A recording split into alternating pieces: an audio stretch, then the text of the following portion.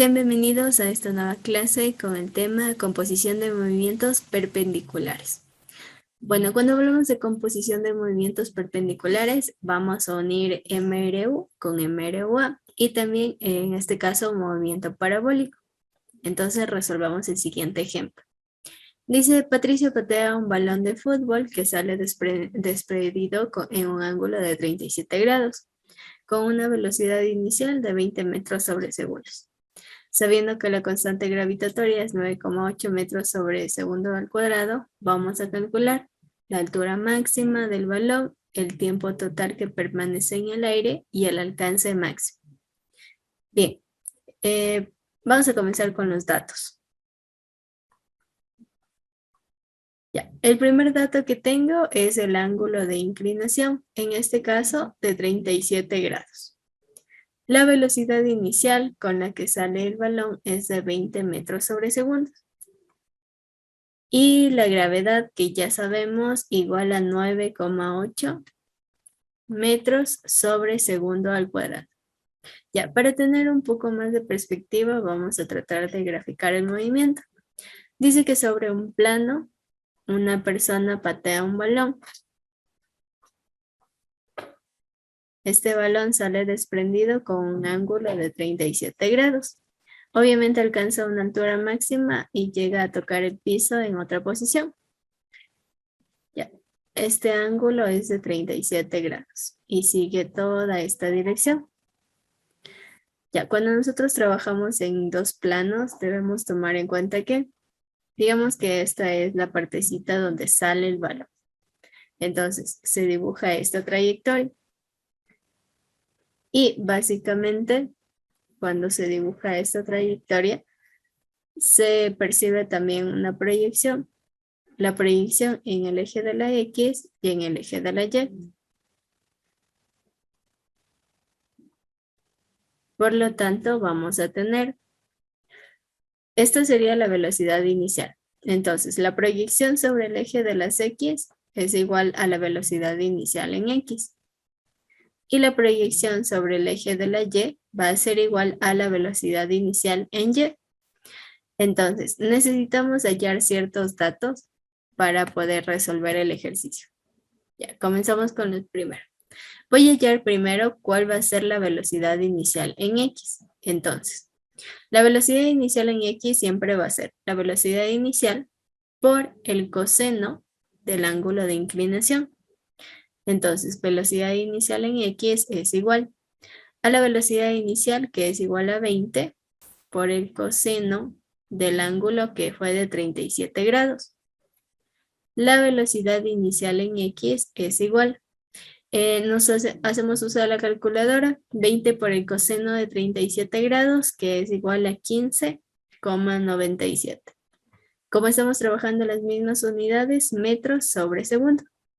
Y ahora la velocidad inicial en Y es igual a la velocidad inicial por el seno del ángulo. Entonces, la velocidad inicial en Y es igual a la velocidad inicial, que es igual a 20, por el seno del ángulo, el mismo que fue de 37 grados. Entonces, la velocidad inicial en Y es igual a 20 por el seno de 37 grados, que me da como resultado 12,03. En la misma unidad, metros sobre segundo. Ahora vamos a necesitar también hallar el tiempo. El tiempo en este caso va a ser igual a la velocidad final en Y menos la velocidad inicial en Y dividido para la gravedad. Entonces, el tiempo va a ser igual. La velocidad final en Y, cuando en este caso el balón inicia con una velocidad inicial y llega hasta el punto en que la velocidad final se hace 0. Entonces, la velocidad final en Y va a ser 0, menos la velocidad inicial en Y que tenemos aquí, igual a 12,03. Todo esto dividido para la gravedad. Ya, como estamos hallando el tiempo y es un movimiento que en este caso desciende, vamos a utilizar la gravedad negativa, es decir, menos 9,8 metros sobre segundo al cuadrado. Resolvemos estas operaciones en la calculadora y nos da un resultado de 1,22. Como estamos trabajando en tiempo, las unidades de medida va a ser en segundos. Bien, con estos datos ya puedo resolver los literales. El primer literal me decía que haya la altura máxima, es decir, la H máxima que alcanza la pelota. La fórmula va a ser la velocidad inicial en Y por el tiempo más 1/2 de la gravedad por el tiempo al cuadrado. Entonces, la altura máxima que va a alcanzar va a ser igual. La velocidad inicial en Y, que fue de 12,03 metros sobre segundo, por el tiempo, que ya lo obtuvimos, de 1,22, más 1/2 por la gravedad. La gravedad que fue de 9,8. Y nuevamente el tiempo al cuadrado, es decir, 1,22 al cuadrado. Hacemos uso de la calculadora y resolvemos todas estas operaciones. Todo esto ingresamos como datos en la calculadora. Y nos daría como resultado, en este caso, 7,38. Como estamos hablando de altura, va a ser en metros, 7,38 metros. Bien, vamos con el segundo literal. El segundo literal me pedía el tiempo total. En este caso, el tiempo total de la pelota. El tiempo total va a ser igual al tiempo de subida más el tiempo de bajada. Entonces, el tiempo total va a ser igual. Como el tiempo de subida es el mismo al tiempo de bajada, es decir, 2 veces el tiempo. Entonces, el tiempo total va a ser igual a 2 por el tiempo que ya lo tenemos aquí, 2 por 1,22.